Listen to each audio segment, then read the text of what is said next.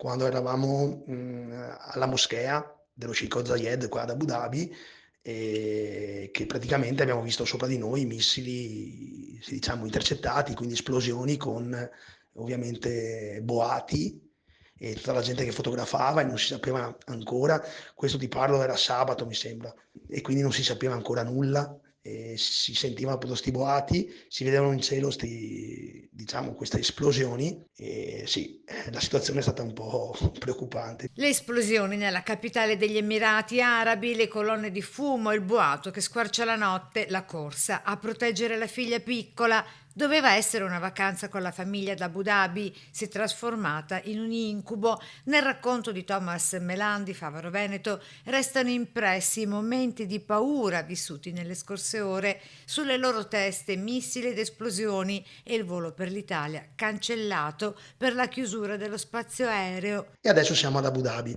In realtà ci hanno cancellato 2 volte il volo, ce l'hanno riprogrammato per il 5 notte.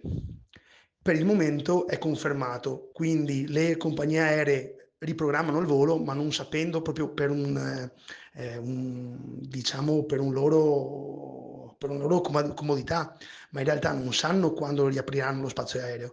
Quindi, spero di ripartire, il 5 notte, però non si sa ovviamente.